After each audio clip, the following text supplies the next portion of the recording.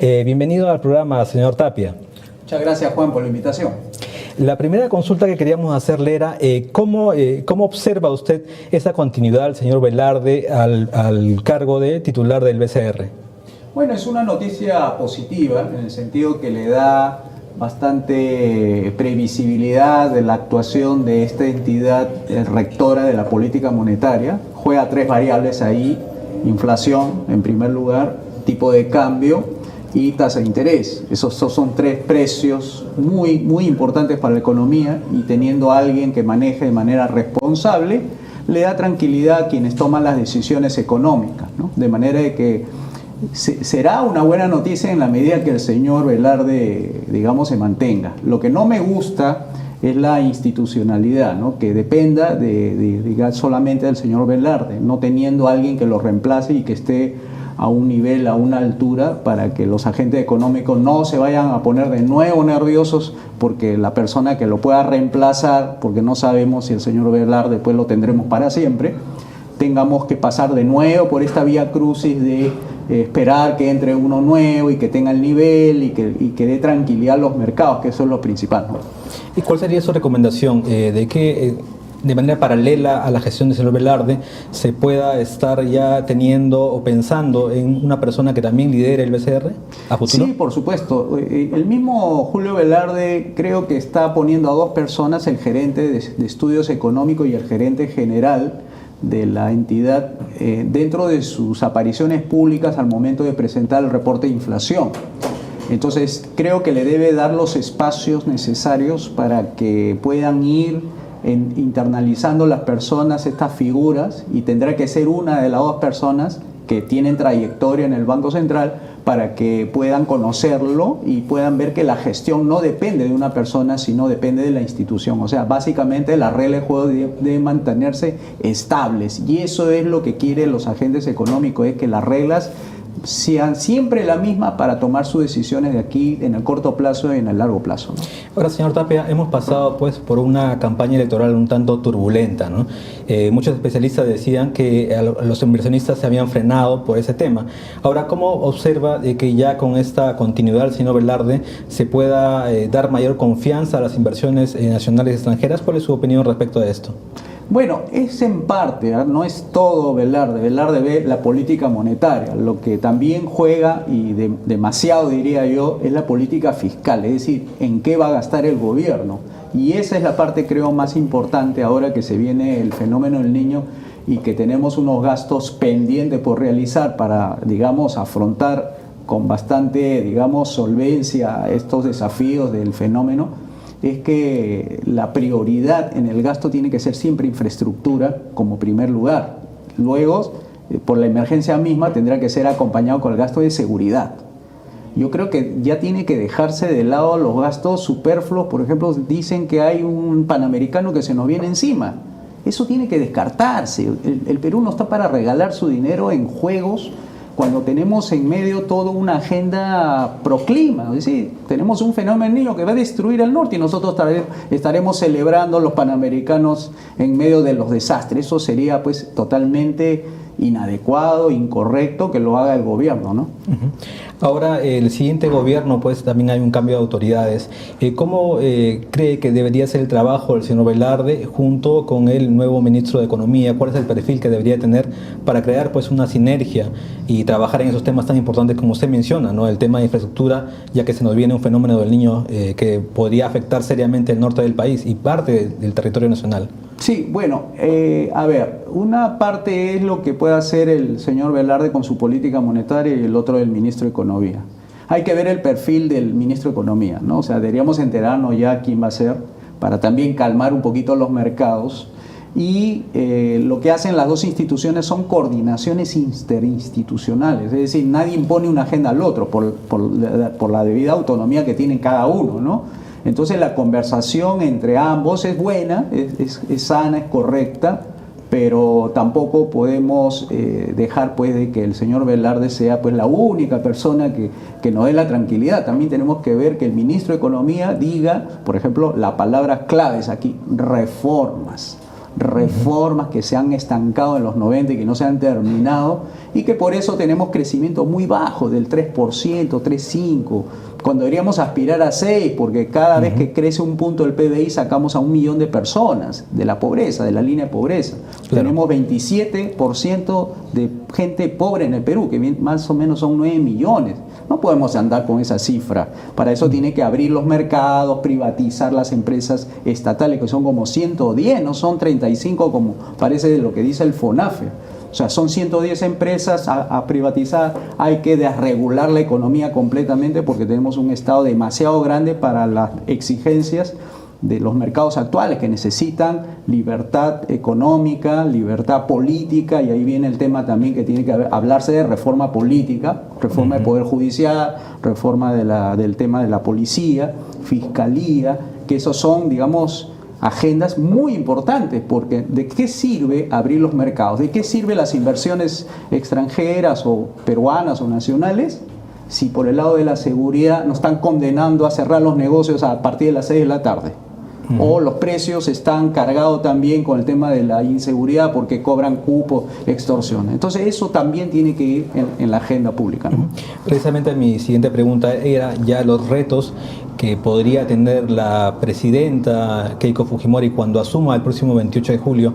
¿Cuáles son los temas fundamentales en los primeros 100 días, por ejemplo, de gobierno que debería de centrarse para ver el tema económico, por ejemplo? Sí, las dos primeras es ver el tema del niño, el fenómeno climático costero. Eso es importante porque va a haber destrucción y queremos que no sea una destrucción tipo del año 83, que se cae el PBI pues en menos 10 puntos.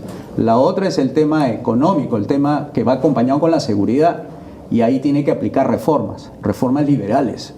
Como dije, hay que privatizar, desregular, abrir todos los mercados para que la economía se vuelva resiliente, es decir, se adapte a las circunstancias y pueda afrontar con solvencia en lo que se pueda toda esta destrucción que se nos va a venir, porque esto va a ser el tema de a partir de más o menos noviembre, va a empezar las lluvias, entonces va a empezar la destrucción de a poco y ese va a ser el tema, es decir, vamos a tener que socorrer gente y ahí se va a centrar la política en el tema del niño. Después ya veremos cómo va respondiendo la economía, pero si no hace reformas liberales, entonces la respuesta del Estado frente a la destrucción va a ser lenta y se van a quejar. Y la gente le va a bajar rápido el dedo a la señora Fujimori, porque la economía necesita crecer para gastar en la destrucción.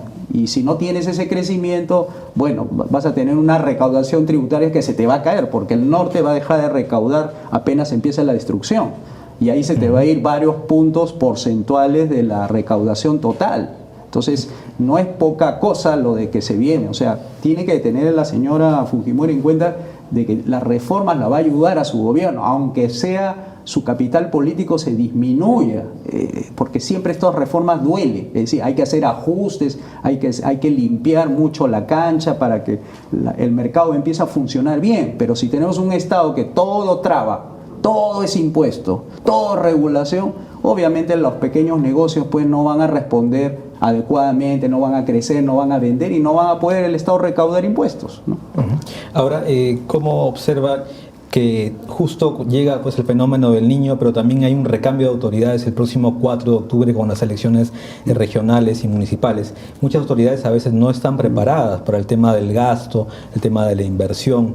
¿Cómo se podría acelerar este proceso de aprendizaje para que tengan menores efectos negativos esta llegada del fenómeno del niño, ¿no? Sí, tú has apuntado bien, Juan.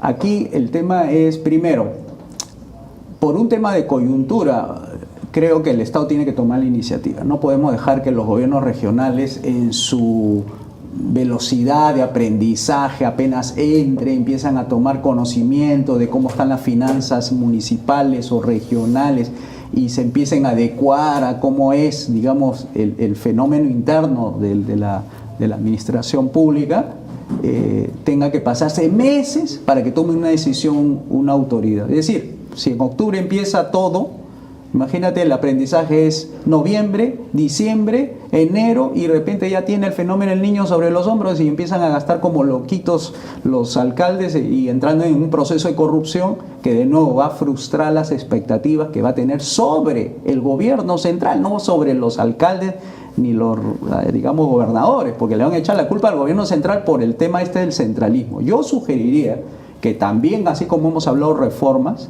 también plantee el tema de la federalización del país. Es decir, se llama la máxima descentralización posible, pero dándole todas las competencias, no solamente las competencias fiscales, económicas, burocráticas y políticas, sino también la normativa, para que también legislen y también decidan sobre los recursos estas regiones que ahorita están olvidadas. Por eso se le pone en agenda a la señora Fujimori que debe ir al sur para conversar y más que todo. Entiendo.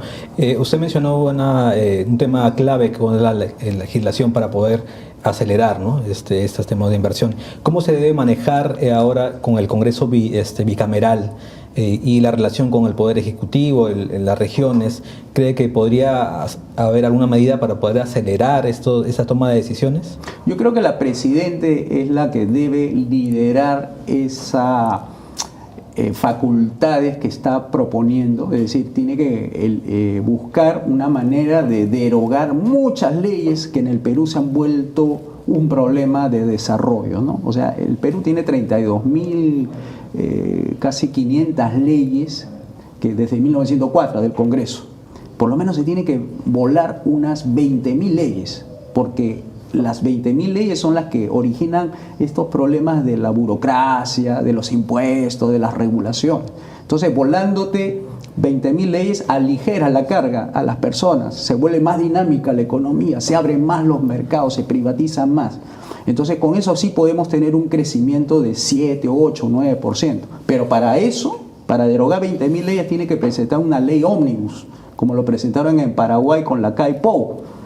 20.000 leyes tienen que estar en un paquete legislativo con sus anexos ahí de cuáles van a ser las eliminaciones y tipo al estilo Milei, si quieres ponerle así la motosierra famosa, ¿no? Meterle una motosierra a todos los gastos innecesarios que tenga el Perú y aligerar mucho la carga de los hombros que las personas que trabajamos, ahorramos, invertimos, somos profesionales, enseñamos, etcétera, a esas personas, porque esas son las que sostienen al Perú y son millones, y ahí tendrá seguramente su caudal electoral, pero tiene que hacer de una vez en estos 100 días, que es su capital político, ¿no?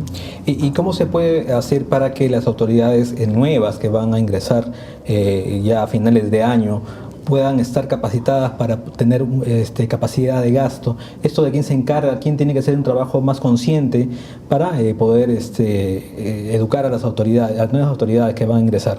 Sí, mira, así como el Congreso tiene su curso de inducción para los congresistas, igualmente para el caso de los alcaldes también y los gobernantes tienen que tener un curso de inducción hasta que leen las credenciales y todo ello, porque de nada sirve pues tener autoridades que no conozcan bien cómo funciona el Estado si previamente no le has hecho, como en cualquier lugar, digamos, en un trabajo, en una empresa, cuando tú entras siempre te hacen un poquito de inducción sobre cómo funciona la empresa, tienes un supervisor a tu costado, etcétera, para que dinamice rápidamente lo que tenga que hacer, porque aquí el tema es contra el tiempo. Lamentablemente es que como tenemos un fenómeno del niño ahí, entonces no hay tiempo para hacer vacaciones, ¿no? Hasta que se adapte. No, aquí tiene que ponerse a trabajar ya, y el Estado, sobre todo el gobierno central, tiene que ir tomando contacto con los que ya, digamos, ha ganado, para que el MEF, que es el principal, digamos, orientador de los gastos justamente, que es lo necesario ahora, pueda darle todas las facilidades técnicas, inclusive políticas, sobre qué es lo que está pensando el gobierno, cuál va a ser su dinámica.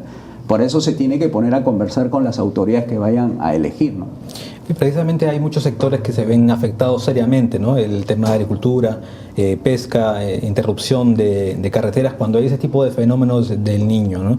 ¿Cree que ya se debe estar haciendo los planes de previsión e inversión para que estos sectores no puedan, sufran el menos daño posible? Sí, mira, ahorita están en un proceso de transferencia. Yo me imagino que ya deben haber tomado contacto con las autoridades para ir viendo quiénes van a las carteras tal. Ahora, en el caso de la infraestructura que tú has señalado, pues ahí tienen a un experto, el señor Carlos Neuhaus, creo que conoce sobre este tema. Sin embargo, yo no creo que sea suficiente con él, ¿no? Van a tener que convocar a más expertos porque yo creo que la destrucción va a ser bastante fuerte y van a tener que empezar a trabajar con planes digamos, de lo que ha habido anteriormente, es decir, cómo no repetir los errores de la autoridad, ¿no? De reconstrucción con cambio, por ejemplo. Uno tiene que aprender a no repetir, no siempre tienes que imitar lo que se ha hecho, ¿no? Entonces, sobre esa base y ver que, supongo yo, que el señor Neuhaus debe conocer sobre las crisis climáticas y todo eso, cómo destruye o cómo ha destruido en otros países el fenómeno climático, ¿no? Finalmente, señor Tapia, ¿cómo cree que sean los perfiles de los siguientes ministros? Porque sobre ellos recae pues el tema económico, social, político. ¿Cómo cree que deberían ser más técnicos quizás? No, yo creo que tienen que ser más políticos porque tenemos a medio país en contra. Es decir, ¿cómo convenzo a la mitad del país para que apoye la labor gubernamental que lo va a necesitar? Y sobre todo que si es que arriesga políticamente la señora en los primeros 100 días, la señora Fujimori, haciendo las reformas que el Perú necesita, va a tener que necesitar más que todo muñeca política. Y tiene que hacerlo en cada sector, por ejemplo, en lo económico, tiene que tener a alguien con cintura política, ¿no? Un estilo que a mí me gustó mucho fue el de Silva Ruete, por ejemplo. Era un economista, pero a la vez era político. Entonces podía conseguir sus objetivos mediante el uso de la política. Caía muy bien a los sectores, incluso conservadores, etc. Y luego va buscando perfiles, por ejemplo, en el tema educativo, en el tema de la salud, que es algún reclamo también que se ha hecho pues eco en los últimos meses, ¿no? De salud, por ejemplo, eso tiene que necesariamente recomponerse y tendiendo a la privatización de eso, porque no puede ser que bajo las riendas del Estado se esté manejando pues de manera tan abiertamente grosera a los presupuestos de que no haya plata. ¿Cómo que no hay plata? Hay dinero, ha sobrado 100.000 millones de los alcaldes que no han podido ejecutar su presupuesto y nos vienen a hablar de déficit fiscal, como que falta dinero para el Estado, ¿no? Entonces, creo que esos perfiles tienen que ser más políticos que técnicos, ¿no? Técnicos. Perfecto, señor José Luis Tapia, él es analista económico, agradeciéndole la gentileza de asistir a nuestro programa. Y continuamos con el programa